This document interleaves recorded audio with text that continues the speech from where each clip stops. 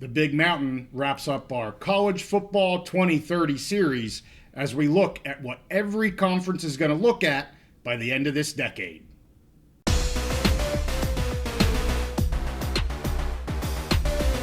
Conference realignment is always in the news, so we're back on the Big Mountain to take a little deeper look. Hey, great to have you back on the mountain. I am JY, and this is my good friend Steve. And Steve, we are at the final episode, the finale of our College Football 2030 series.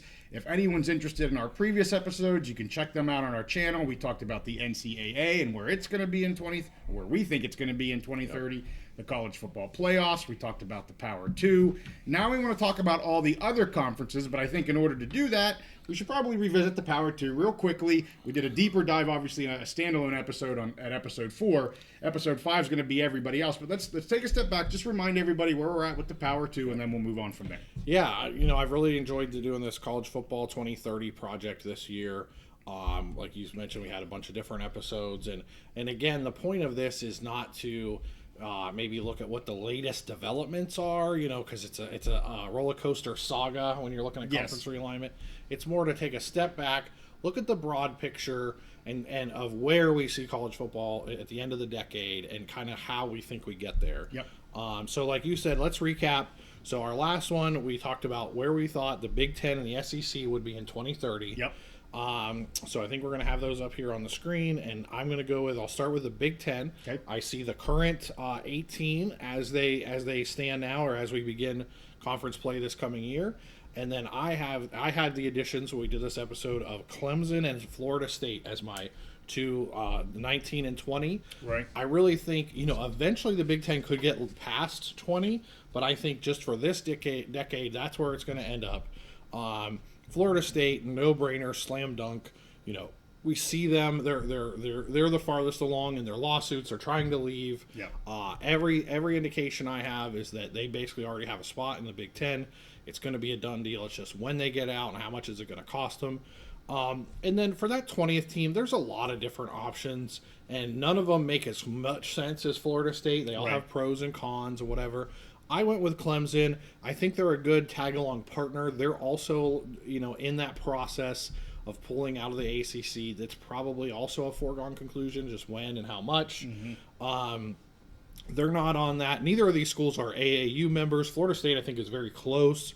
I think Clemson is, they've made progress, but I think the Big Ten would take these two together as a package deal for the most part. It just makes a lot of sense. Moves down into some of the markets, getting into Florida, the Carolinas, and a little bit of the Georgia market with Clemson. Big ratings. These are the two teams, out of the ACC and really out of that are not in the Power 2 currently. These are the two teams that really draw the most ratings and have the most media value. Right. So I think it just makes sense for them to come along. So I've got Clemson and Florida State in the Big Ten. And then the SEC. The SEC is more, I kind of had to really take a step back and look. The indications I have for the SEC is they want to move up the coast. As the Big Ten's moving down, they want to move up. Yep. North Carolina and Virginia. SEC is not nearly as worried about academics and the research universities and all that. They're more worried about the product on the field generally. Yeah. And honestly, we talked about this in another episode. They would probably be just as happy to stay where they are now at 16 because they feel like they have the best product on the field, and they probably do. However, I do think just for a TV and marketing reason, it's kind of an arms race. I think they will want to move up, and I think they'll be more willing to accept some package deals. So that means that's why I put North Carolina State and UNC together, package deal to the SEC, and Virginia Tech. I know these four programs, they're not the power football teams that the SEC generally looks for, but I think they'll meet their requirements. I think they'll take them as package deals. And so I have SEC also at 20 with those North Carolina State, UNC, UVA, and Virginia Tech. Yeah. And if you want to check out that episode, take a look at our channel. Again, we go into a much deeper dive with that. We didn't fully agree on everything there. Right. Florida State, we think, is a foregone conclusion. I separated Clemson. I said I think Clemson goes to the SEC. But irregardless of that, we're talking about what does the Power 2 look like, and then everybody else. Yes. And that's kind of the focus of this, is everybody else. So I won't focus on what our differences were. But we do feel that, 20 for both conferences is where we're going to be at by 2030. There's a lot of people putting out these speculations and rumors, and it is fun to talk about and fun to think about. But we absolutely don't see it being more than 40 teams, 2020, and quite frankly, as you said, the SEC's maybe just as happy to stand put. I would say if they can get UNC as a standalone, we've done several episodes on what's going on in the state of North Carolina. We kind of did a deeper dive as to what the heck's going on with the trustees versus the governors. Again, you can check that out on our channel. But if they can get UNC as a standalone, I think that's an easy ad for them. I think they would do it, and I think the Big Ten would do it. Absolutely. So they're going to be in the Power 2 eventually. I think that NC State, UVA, and Virginia Tech, maybe it's a little bit more of a wait. We'll wait and see what happens. I agree they could go to the SEC. But we absolutely think it's 20 for each conference max, 40 teams in the Power 2, no more than that. So by the end of the decade. By the end of the decade. We'll Sorry, by the end of the decade. Right. Not for forever. Right, I mean, right. Things are going to potentially move on after that. I'm going to make sure we talked about that. So there's our 40-team Power conferences. But Steve, you look at this, and there's a big school that everybody likes to talk about, and their poo don't stink, and they're better than everybody else, and we don't have them in the Power 2. So what does that mean? What are we doing with them? So the elephant in the room, Notre Dame. Okay, and I hate Notre Dame. Okay, you know this. I think our big mountain dwellers know this by now. And here's the thing, Notre Dame. I mean, they are special. They are unique. Mm-hmm. I hate even just saying those words, but that's the reality of the situation. Yeah. They've gotten everything that they wanted. They have access to the college football playoff. They got a TV deal that keeps them close. And the thing with Notre Dame is they're not worried nearly as much about money. Their number one priority is to stay independent in football. And they're a private Catholic school. They have the donor base that will chip in the money to basically keep them keep them independent in football, because that is what their priority is. Yep. So for me, by 2030, I still don't have them in a conference. Now, what I will say, I think it's very likely. So they could stay in the ACC with their other teams like they've been doing. Yeah. We'll see how the ACC holds up depending on how many defections there are. So they could totally stay in there and keep some kind of arrangement with the ACC. But I do think NBC and the media partners will put a little bit of pressure on them to continue to put pressure on them to play better teams. So I could see a scheduling agreement with either the Big Ten or the SEC, mm-hmm. or maybe both, maybe 3 or 4 games with each. Mm-hmm. I think that will be their way to kind of just dip their toe in the water. And that may give us some indications in the future if they do join a conference where they end up going. But I could definitely see a scenario where the scheduling agreement either with the Big Ten or the SEC or possibly both. Yeah. Well, and let's look. I mean, I responded to a tweet, I think it was a week or two ago, about their home schedule for this coming year. Yeah. I mean, you're talking, here's their home schedule: Northern Illinois, Miami of Ohio, Louisville, Stanford, UVA, and then FSU, which the FSU Notre Dame, that's their biggie for the season, to be at home. But to have those, and again, not a knock on these teams, but you kind of nailed it. You said right now they have access to the CFP. Yep. That's all they need is the access. They have it. They have a good TV deal. Yep. They're happy, and having both of those things gives them the right to be independent, which is what they want to be. So they have the trifecta of what they need. They're not really looking to do anything. But I will say, if their schedules continue on as they are, especially if the P2 comes to fruition and Clemson and FSU and maybe UNC and UVA are out of the ACC and they don't do another partnership, is their access to the CFP as great as what it is now? Ooh, we'll have to wait and see. I mean, that's when things are going to start to turn, I think. If they stay with the ACC and they don't make some other agreements with the Power 2 in some way, their schedule could put them there at that 12, 13, 14, or much lower, depending on how well they play. Yep. And then that would make them move. I totally agree with you. And if you look at their ratings, the TV ratings against ACC opponents, the top 2 have been Clemson and Florida State. Yeah. Those are getting ratings. When they're playing, when they're playing Wake Forest, and even Boston College or Pitt or even Miami, who had historic rivalries with them, the numbers just aren't there to really support what their media partners. I mean, NBC. The rumor mill is that the NBC has been pushing them to play more Big Ten games because NBC is also a Big Ten partner. They get big ratings when they're playing Ohio State, Michigan, Penn State, those blue bloods of the Big Ten. Yeah. So I definitely it's going to get harder and harder. They have everything they want now, but as we get to the end of the decade, it's going to be harder and harder if they're stuck playing these ACC teams and filling their schedule, because really at that point it's ACC teams plus the service academies. Yes, That's what rough. they have. That's what I was going to say. Yeah. So, and the service academies are at neutral locations. I think this year's one's going to be, I think it's in New York, and one's in East Rutherford or whatever. New York. New Jersey. Yeah. So anyway, all right. Well, we talked about them long enough for a team that you don't want to talk about. Let's get into everybody else. That's what this episode is going to be mainly focused on. Who do you want to start with? So people would think we would start with the ACC, but I'm actually going to start with the Big 12. Okay. I think, and here's the thing. So the Big 12 made some short-term smart decisions that I think maybe by the time we get to 2030 may look like bad decisions. Okay. So I think, but for the rest of this decade, I think they're going to continue to be strong, and they will be basically that third, the Power 2, and that the next one in line I think is the Big 12. They've made some good moves here by bringing in the Pac powers. Again, I think short-term moves, short-term gains. Maybe they won't work out long-term, but the Big 12 is going to be a lot of fun. I have them also adding.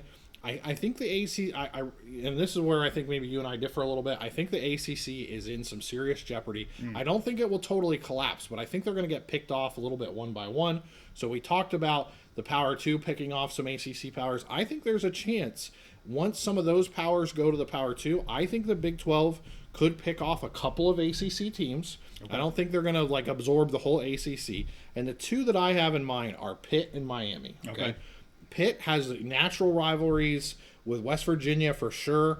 Also, I think with Cincinnati, it's just adding on to the footprint. They could get into Western Pennsylvania. And Miami, into Florida. They're already into Florida with UCF, but, getting into Florida a little bit stronger. And so the thing is I think Miami, they also want to leave the ACC, okay? They want to get out. They think they're good enough to get that Power 2 invite. Yeah. I don't see them getting that Power 2 invite, unfortunately. So I think that's going to put them in a position to say, well, we're leaving anyways. We're going to go somewhere better. So I have the Big 12 gaining Pitt and Miami. When you look at this conference, from Utah, BYU, Colorado, Arizona, to those traditional Midwestern powers, Oklahoma State and Baylor, they added Houston. They added UCF. They added Cincinnati. West Virginia plays some good football. You have basically a nearly coast-to-coast national conference that could be a lot of fun. These teams, none of them are probably none. I don't know if any of these are really gonna be a serious contender for the national championship. Maybe a Utah, but all of them solid teams that could be in the mix for a playoff spot. And really just a fun, very even conference that would be a lot of fun to watch. So I have, as kind of the winner of the other conferences, the Big 12. You have any comments on that? Yeah, a couple comments. I think I don't want to get too much into the ACC because we'll get into that. But yeah, I think we do differ in the amount of transition that will occur over the next 6 years in the ACC. I think a lot of it's going to be dependent upon what happens with FSU and this grant of rights and how, what comes out of these lawsuits or settlement and the amount that they're paying. You mentioned Miami and potentially wanting out. I don't know. I would say, you have Pitt and Miami here.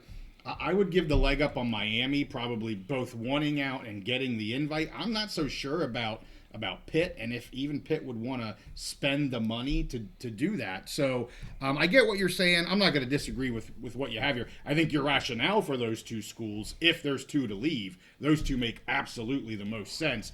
I just I put less stock into this collapse, if you will, of the ACC, because the ACC voted 9-0 when you take out Clemson, FSU, and UNC, which are the three schools we say are going to be in the Power 2 anyway, so get rid of them. The other 9 schools voted to sue FSU for crying out loud. Now that can all change, and that could none of them have an invite right now. Yeah, well, nobody. That's true. They Nobody get has invites. Then they're going to be the guy out. But still, where we sit today, I guess I'm not. I'm not as dramatic about the ACC collapse. And we'll get to the ACC as well. And yeah, I mean, those are my thoughts. I think the Big 12, we have commenters that I'm sure we'll have some commenters here saying, what are you talking about with the Power 2? The Big 12 is a power conference. They're the Power 3. You really should be talking about a Power 3 conference. And of course, they'll put the ACC to the side because of everything that's going to be happening to them, whether it's Steve's more dramatic change of the ACC or JY's less dramatic change of the ACC. But they would say, hey, the Big 12 is a Power 3. And we're saying, sorry, they're not. You're probably kind of that the first of the next tier. You're kind of everybody or almost everybody that was left out of the dance that didn't get an invite yet. If you were to say, hey, JY and Steve, you have 40 schools in your Power 2 conference. If you could add 5 more, where would those 5 come from? They probably mostly come from the Big 12. I mean, we're not going to do that in this episode, right. But I would think most of them, after we get through your realignment that you're talking about here, is coming from the Big 12. So they're kind of that, the best of the rest. That sounds bad, but they were left out of the dance, in our opinion, of the Power 2. So any comments on that before we get to the ACC? I mean, I agree. I think they've positioned themselves to be the best of the rest for now. Yeah. But then that also makes, like you said, that's just the next one. They're the next target to be plucked. Right. If the Power 2 end up wanting to go a little bit more. And to me, it's totally clear there is a Power 2. Yeah. The Big Ten and the SEC, they take what schools they want. They take what coaches they want. They take what ADs they want. They take the players they want. They get what they want in the TV contracts and in the playoff. It's just, that's the way it is. But again, I think short term, the Big 12 has set themselves up to be healthy and be the best of the rest. And basketball for years we've had these terms of mid-majors. Sure. Yeah. And in college football we've thought of it as the power conferences and the group conferences. Yeah. But I think now there's almost a new way to look at it as these mid-major conferences. Sure. And maybe a Big 12 and an ACC would fall into that category. Well, let's talk about the ACC. I mean, if it happens as you have them out, I think they're a dramatic step down from what you have as the Big 12, in my opinion. But, and again, this is not a knock on any school. As everyone knows, I'm a Mountain West guy for crying out loud. So I am not trash talking any conference. We're just talking the realities of revenue, media rights value, the teams, the coaches that they can hire, their expenditure, their athletic budgets, all that kind of stuff. So anyway, let's go to the ACC, Steve. So you and I are both in agreement. We both have the ACC surviving, okay? There's a lot of people out there that think that basically Florida State and Clemson leaving the ACC is the doom, the nail in the coffin that's going to cause the collapse, a la what we saw with the Pac. Yeah. But here's the thing. The ACC, unlike the Pac, they've made some survival moves. Whether you like their moves or don't like their moves, they've made survival moves to stay intact, to live, to stay alive, that the Pac just either didn't, couldn't, wouldn't, whatever. Right. The ACC's been willing to do that, and they found some teams in Cal and Stanford and SMU that are willing to get on board with almost little to no financial return. Right. But it should ensure their survival. Now, so through 2030. Through 2030, I think, yes. But I think there is some pretty solid ads that ACC can add. Yep. The first one, USF, right off the bat, and honestly, they should be extending an invitation to USF tomorrow. Yeah. I'm surprised they've waited. I think Cal, Stanford, SMU. Why not just go ahead and add USF? They're a big up and coming growing school. They're investing in football. They just built a brand new stadium. They renovated or built a brand new stadium in place. They're making big investments. I think they will be a fantastic add to the ACC and gets them back in to that Florida market after potentially losing Florida State and maybe even Miami. Right. I think that's a great ad for them. And then my next two I have are just, again, good, solid, what would have been known as G League, G5 teams. Yeah. Memphis and Tulane. I think it's good.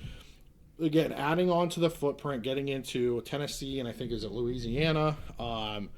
Just getting into those markets, southern markets that love football, that have a big interest, and again, teams that have been investing, programs that have been investing and have shown some sustained success lately. I think, adding to the core, I think the core academic schools on the East Coast stick together. Yeah. I think Cal and Stanford end up staying with them. Yeah. Not because it makes sense, just because they're not going to have any other option. You got it. SMU, it's great for them, and SMU may end up coming in and dominating this. Yes. Especially if the ACC loses some powers. For sure. But I think Memphis and Tulane just make total sense to me. They could come in, they could compete in this conference right away. So it really depends on how many they lose. If they don't lose as many as I think, then maybe just adding USF is that key. If they just lose Florida State and Clemson, they could add USF and be back on solid footing and maybe look at these two down the road. Yeah, well, first of all, I want to say I am excited and anxious for SMU to be in the ACC, and I agree with you. They're going to make some noise, I think, even this year. And if a few of the schools leave, and I'm going to say Clemson and FSU, I mean, SMU is going to be, I think they're right there. They're building a strong program. I'm excited for them to be in the ACC. But I want to do some back-of-the-napkin math before I get into the other ones here. So you have the top 6 on your chart. I don't see them changing. I mean, that's just the core 6. Yep. You have the 3 new ones, which we both agree they're not changing by 2030. I don't see I don't see Cal and Stanford going anywhere else at this point. They kind of made this bed for a while, and we think they'll be there. So there's 9 right there. We have 6 going to the Power 2. That might be a little aggressive because all 6 of those schools are coming from the ACC. Yep. So even if it's only 4 of those schools, right? Even if it's only 4, and 2 stay with the ACC, so now we're at 11, right? So I have 9 that I've talked before they add anybody. We're at 11 just base, which is again, they're not going anywhere with 10, 11 schools. They're not going to dissolve. And then you add 1, 2, or 3 of the teams that you have. I agree. I think USF absolutely should have, that's kind of the replacement, if you will, for Florida State. Yeah. I'm not saying they're the same as Florida State, but in terms of, what you need, the geography that you need to kind of stay in there, get that USF, I'm sorry. And then I think either Tulane or Memphis are fine. So you're at 13, and maybe Pitt, obviously you had Pitt and Miami leaving to go to the Big 12. You keep one of them, you're at 14 schools really easily. So this whole doom and gloom about the ACC just completely dissolving, to me, is fun speculation, but I do not buy. As you said, you maybe you can see it a little bit more than I do. I just think so much would have to go wrong, and so many teams would have to leave. We're talking about 8 in what we're just showing you. 8 of the schools. I don't see it, and even if it happens, I think it's too easy to stay at 12. They're not going anywhere. So those are my comments. Yeah, and that's the thing is I do see the ACC being in some mortal danger, but they've shown, unlike the Pac, they've shown they're willing to make those moves to at least survive. Yes. They're not going to be, in my opinion, they're never going to be a power conference. They're not going to be on that level with the Power 2. Right. But they've shown that they will make the moves to survive. And there are some easy ones, again, starting with USF. Yeah. If let's say they lose 3 teams, add USF. Yep. You're back at an even number of teams. You're back in Florida. Maybe you're a little weaker than before, but you can survive, and I think the ACC will be willing to do that. Yep, agree. So, who are we going to next? Now we get to, I guess, what people today or this past season would call the Group of 5. Yeah. Who do you want to start with, Steve? So I'm going to go with the AAC. Okay.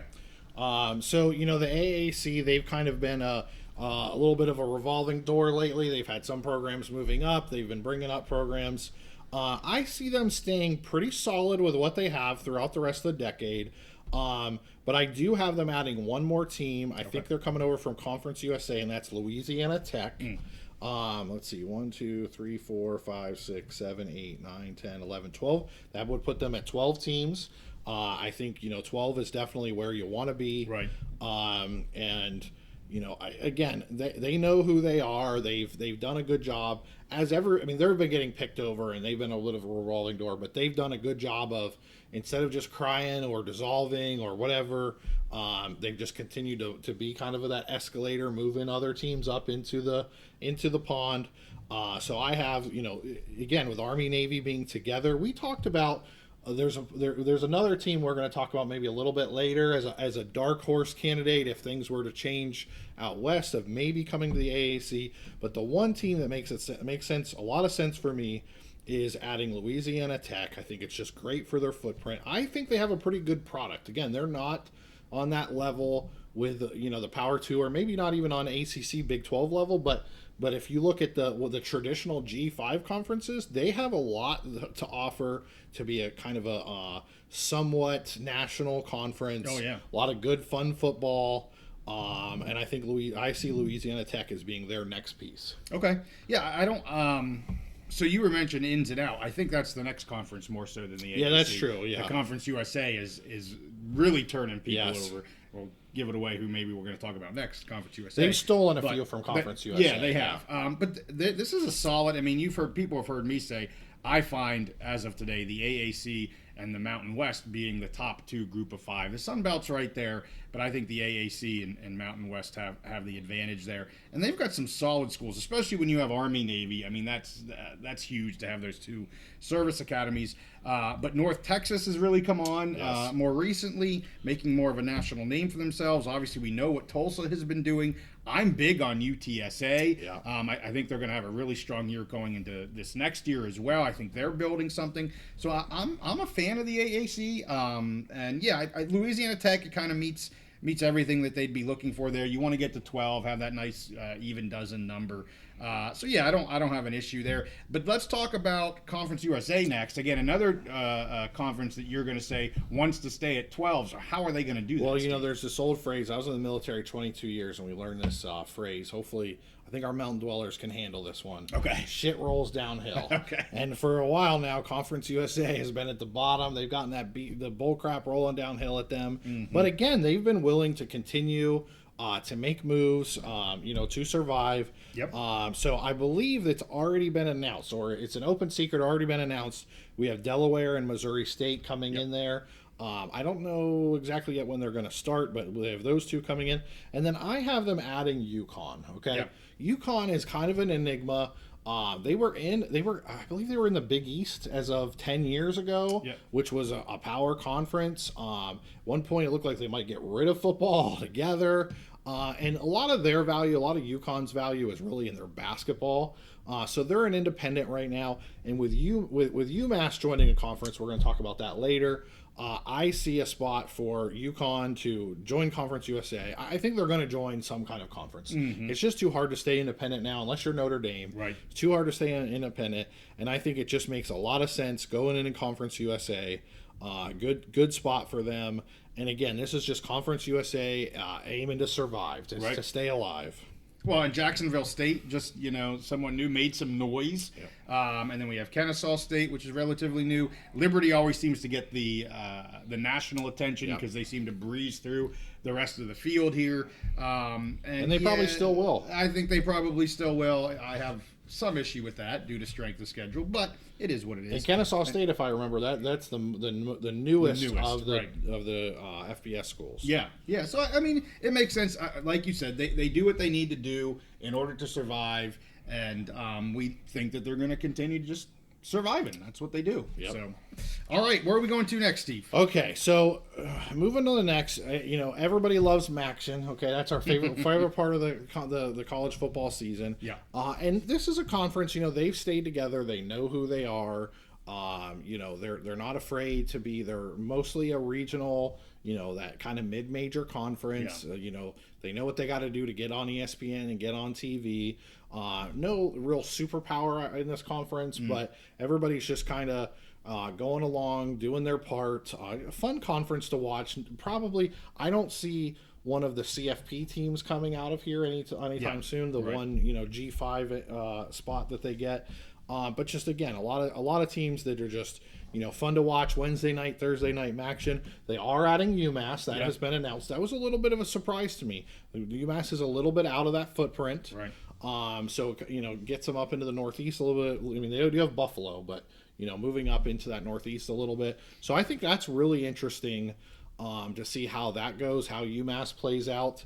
But again, I don't see a lot of other changes. I have read some speculation that the MAC could look at a current FCS team coming up, but the problem is, like we've talked about in other episodes, that entry fee to go from FCS up to FBS has recently increased. Right.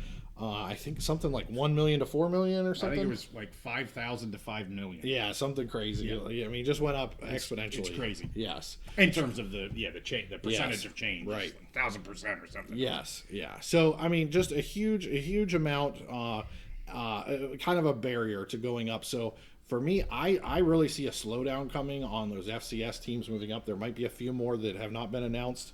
But you add an already solid conference, a conference that's a lot of fun. You add UMass.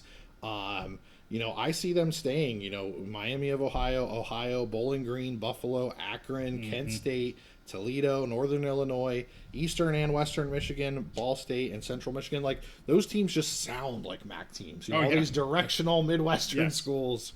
So I really see them kind of staying pat. And here's the thing. The main reason, there are two reasons that I see them standing pat. It's going to be hard to find a team unless they're FCS and willing to pay that money. Right. And secondly, I don't see a target on here that other teams would want to poach. Yeah. Other conferences would want to poach. Right. So that's my thoughts on the MAC. Yeah, I think the FCS ad only makes sense if it's within their geographical footprint. They're in that upper Midwest, the Great Lakes region. That's what, now UMass a little bit out of the way, not hugely out of the way, but definitely a little different. And I think it's a good ad for them. It gets them to 12. I'd like to see them maybe add one or two FCS teams. I think they could fit into the MAC really, really well. I don't know what I heard rumors about it. I don't know the schools that are being rumored, but I don't see much change here at all. As you said, they just announced the UMass edition here. Other than that, maybe some FCS. You'll see we haven't included any FCS speculation on any of this stuff, so we're kind of leaving the FCS other than the ones that were already announced. Have already been announced, right? We're leaving that kind of out of our wheelhouse in our discussion here. So let's get to the Sun Belt. I mentioned them a little bit before. I think another very strong conference. Steve, what are you thinking here? Very strong conference. I see them as kind of competitors more with the AAC, and maybe they're a little ahead of them. I think with JMU and App State. App State is one of the more recent movers. They've hit the ground running at the national level. A lot of fun. I mean, again, this conference just makes sense. It goes with its name. JMU, App State, Coastal Carolina. They were a lot of fun 2 or 3 years ago. They were. Yep. Doing real well. Old Dominion, ODU. They've come a long way. I think they were in like the Colonial Conference or something 10 years ago, and now they're in the Sun Belt. Georgia State, Marshall. Good solid football team. Yep.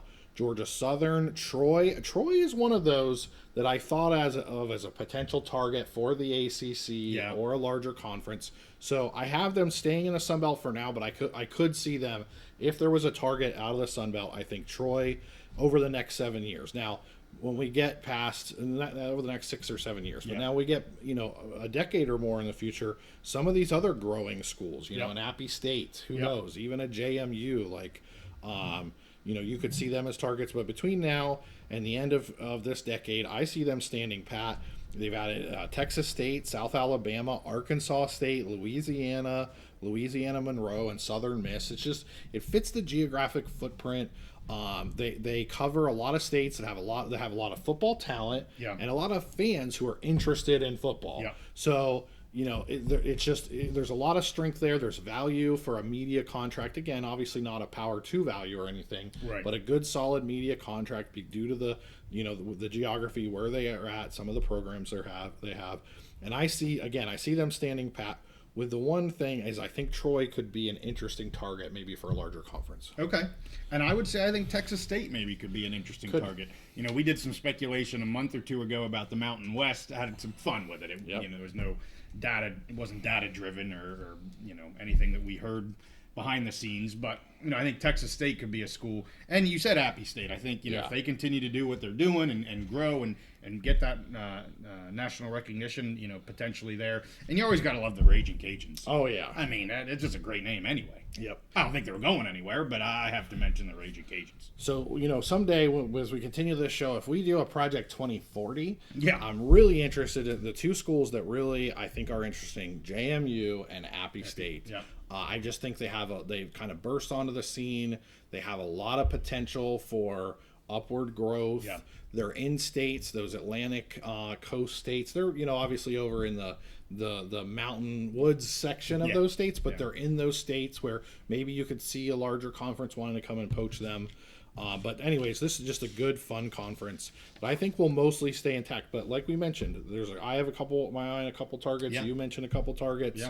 There could be some targets, some teams that get targeted by larger conferences. Well, we're down to the final one. Did you save best for last? I don't say the best for last. I would say that because I'm a Mountain West guy. But what are we doing here with the Mountain West Conference? So none of our mountain dwellers should be surprised by this at all, I think. To me, the writing has been on the wall for the Mountain West. And the Mountain West and the remaining Pac-2. The writing has been on the wall. We can see it. We can see down the railroad tracks what's coming. Yeah. It's just a matter of everybody kind of accepting it and everyone kind of getting on board the train, to go and meet that next train station down the tracks. I see a merger here, some kind of a merger, whether it's the remaining Pac teams joining the Mountain West, whether it's the whole group of the Mountain West going, whether you want to call it.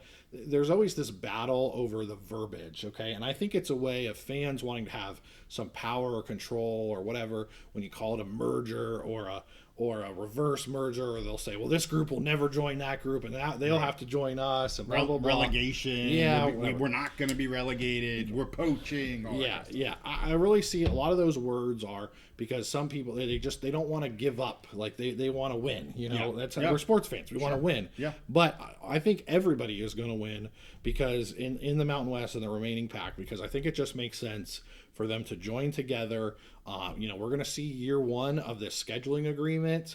And honestly, I think it's going to work great. I'm excited for those games. I think you are, and other Mountain West and Western side of the state football fans. We've already built a bridge. I love to use that word. Yeah. The Pac-2 and the Mountain West, they've built that bridge to each other and to the future of what college football is going to look like in a couple years. And as time heals all wounds, because I love all my cliches. Time heals all wounds. I think by the time we get to that point, Oregon State and Washington State, they got screwed. Like they did. Mm-hmm. They got screwed by the Pac. The Pac fell apart. And they're they're playing musical chairs, and they're like the two left without a chair kind of thing. And it's hard. They're going to lose probably some revenue, whatever, but they're still really good programs. They have good athletic programs. They have good people there. They're two good, solid football programs. Maybe they're going to take a little step back because they're losing some players to transfer portal, and they lost some coaches and stuff. But I think you'll have two motivated programs. They want to get back and show the country and the world that they're still relevant. Yeah. And I think it just makes sense. Mountain West to me is already a really good conference, plays a lot of fun football, has a lot of solid programs that are willing to invest in football, in basketball too, in college athletics. So you combine already, to me, a really solid G5 conference, adding a couple programs that used to be in a power conference, just makes total sense. And that's what I have is Oregon State and Washington State joining Fresno State, San Jose State, San Diego State, Hawaii, Boise State, Wyoming, Air Force, Colorado State, Utah State, UNLV, Nevada, and my favorite team, New Mexico, the Lobos, and just creating one conference. Whether they call it the Mountain West, whether they call it the Pac, whether they call it the Mountain Pac, whatever they want to call it, It makes a lot of sense. Now, I will point out a couple things. Yeah. I think, to me, it's an all or nothing. And I know you're probably going to talk about this a little bit. I think it's kind of an all or nothing thing. There could be a couple exceptions. Okay. I'm just going to add a couple caveats to that. Yep. I could see, Hawaii's in a kind of a tough spot. They're football only. It's kind of a weird situation. So if there was some kind of merger and somebody got left on the outside, that I think Hawaii is a candidate for that. And I've heard talk and speculation that I think Air Force is happy where they're at. They're very happy. Yeah. But if there were some changes, and if they didn't like something about the changes, Right. I think they would have a home in the AAC. Army and Navy are there. So if they decided, you know what, we don't like these changes, we're going to go, it would be an easy and natural place for them to go over to the AAC. Right. I'm not saying I think that's likely to happen. I Right. think it's a possibility and just a Right. natural possibility. But other than that, I see it as an all or nothing, them coming together, merging, and really putting together a great, a football conference for the western half of the country. Yeah. Well, and I agree with what you said. I appreciate you bringing up Air Force and Hawaii. I know you bring up Hawaii quite a bit. They're just a little different, being an island out in the middle of the Pacific Ocean, right? So I personally don't see the Mountain West. If we merge together, I don't see the Mountain West getting rid of Hawaii. I just don't see that happening. It could, but I don't think it'll happen. I do also think we've been clear. The merger is highly likely. Clearly, that's what we're saying here in 2030. They're going to be. You brought up Air Force. Yeah, I think if they look to leave, that's obviously the place they would likely go. It only makes sense. That's a big if. The other one I'll bring up is San Diego State. I mean, we've known for a while they've been looking to leave. They were gonna leave, and then they withdrew, and all this and that. At this point, with the PAC being gone in our environment here, the PAC is gone. Yep. I'm not sure where else they would go. The only place that I could see them going is if for some reason the ACC would want to expand their western branch of their conference, which I just don't think makes sense to the ACC or to San Diego State. And I don't know if San Diego State would even want to do that. Yeah. But that's the only place that maybe they would have a home. I don't think the Big 12 would probably be interested in them, so I'm not sure where they're going. Certainly not going to the Power 2. And then the other two that you just hear, the other three that you hear a lot of, especially in this whole, poaching environment with the PAC, that is Fresno State, Boise State, and Colorado State. It always seems like anytime I look at something, San Diego State and Colorado State are usually 1 and 2. I'm not really sure why Colorado State is 2. I mean, they haven't done what San Diego State has actually physically done and tried to do. I guess I understand Colorado State to a much lesser degree than San Diego State. In my opinion, Boise's not going anywhere. Yeah. They have it good in the Mountain West. They're the king. I mean, I hate to say it because I'm a fan of the other schools and stuff, but they all kind of know you got to beat Boise. Even if it's down here, you got to beat Boise if you're going to win the championship. So, and that's not a bad thing to have, a front runner. I don't see Boise going anywhere. I also don't see Fresno going anywhere. I think they all know what they have. I think they are very much joined in what they have. I could be completely off and totally surprised, and 4 of these schools could be like, nope, we're leaving. I don't see it happening. And I'll tell you, I would be really surprised if Boise State left the Mountain West. Yeah. I would not be. Obviously, San Diego State, Lord knows, I don't know what they're going to do. Colorado State, maybe. But all the other schools, I don't see it happening. And as I said, Boise, I just don't think it's happening with them. I totally agree. And the thing about San Diego State, unfortunately for them, if they were trying to get a power conference invite, their only chance was going to be the PAC, and right. The PAC it just doesn't exist anymore.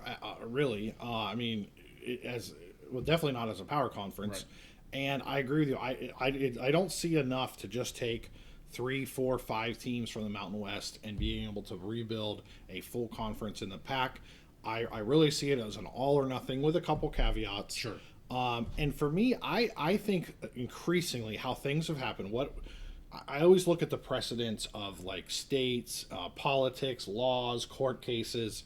We're in a completely different atmosphere than we were 2 years ago when San Diego State was. They looked like they were the hot wild card team. Yeah. We're in a total different place in the business of sports, the business of college football. But I think also the political landscape with how these schools are viewed, lots of schools losing money, whatever. I think very likely Fresno, San Jose, and San Diego State are going to be tied at the hip. The 3 California schools. Yeah. I see if one of them was trying to go somewhere and get a big payday.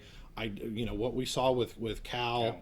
and UCLA. I could see someone throwing up some roadblocks there, and so I just see them staying together. And again, I just see this as an all or nothing thing, and it makes the most sense. I mean, because what's the easiest thing to do at this point is to put them together right away. We'll see how this scheduling agreement goes the next 2 years, but the Mountain West is due, I think, for a new contract. The end of this year. Yeah, the end of this year. The end of this coming year. Right, the end of the coming season, end of the coming year.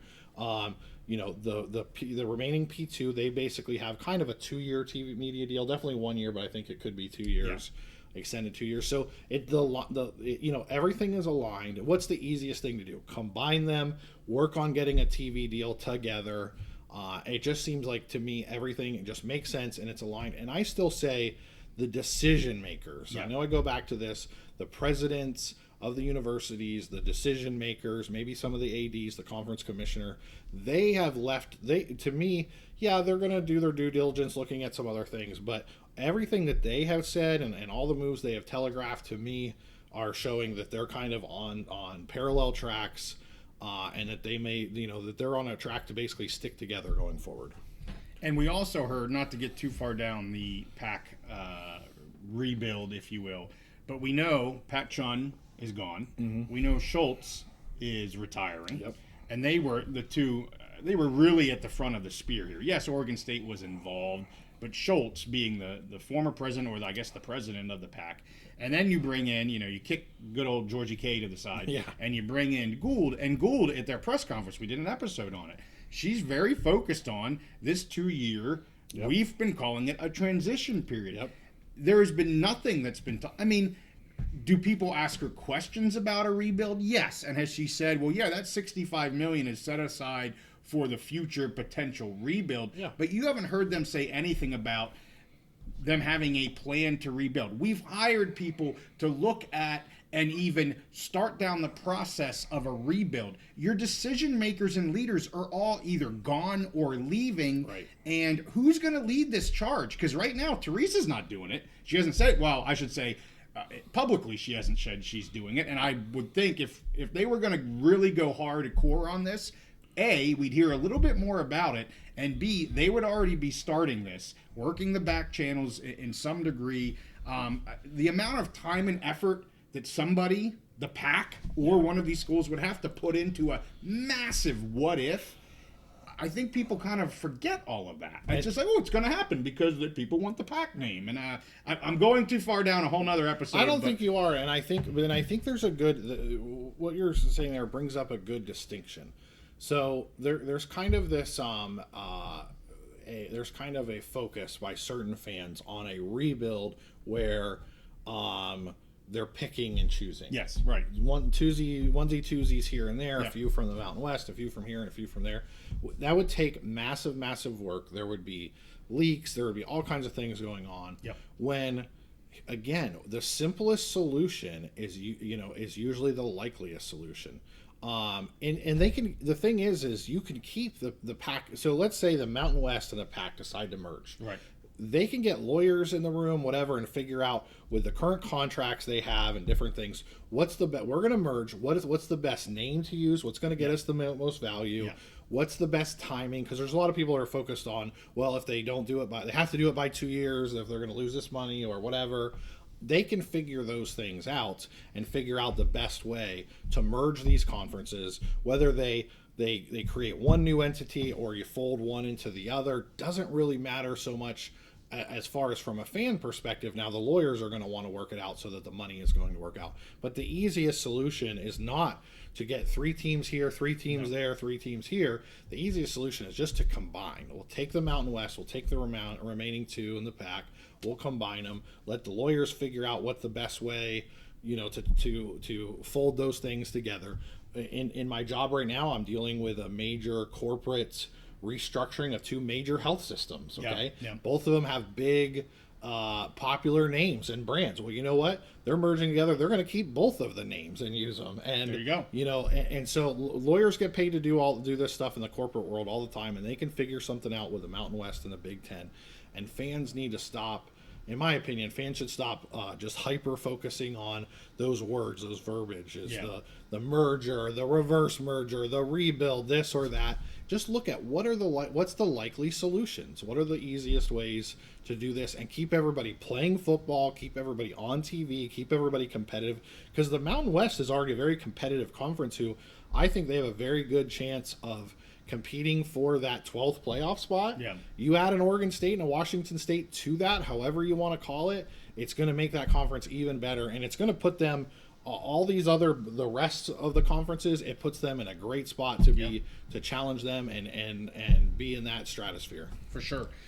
Well, Steve, we nailed it.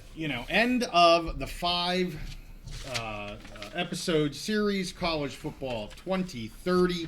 We really appreciate you guys watching. If you liked this episode and you didn't see the other ones, take a look at our channel. We have it all in one, tab, whatever we call them stinking things. Yeah. But you can take a look at all of these. Again, we talked about the NCAA. We talked about college football playoff, and that was done before they agreed upon what we're headed for the next 6 years or whatever, 7 years, whatever we are. I think you'll see a lot of what we said actually came to fruition in that agreement. So we can tap each other on the back a little bit with that one. So. Yeah, and I love doing these special projects. Hopefully people are watching. This college football project has been a lot of fun in 2030. We also have we did a fun episode recently, a month or so ago, and we have another fun project coming up, a little fun game evolution that'll be a good way. We're going to have fun with it. I hope you guys will tune in and have some fun with it. So take a look for a special episode coming out soon. Awesome. Well, with that, we'll wrap this one up. We thank you guys for watching. Make sure you give this one a like. Subscribe if you like our content. We are getting close to college football season. We've already made some picks. Yep. And we're going to be making more picks. We're going to do previews. We're going to look at all the Big Ten Mountain West teams. We're getting excited. We don't have our live episode this coming week, but we do try to host a live episode every Wednesday, 8:30 Eastern. So if you want to stop in, say hi, ask us some questions, be sure to do that. And we hope to see you next time on the Big Mountain.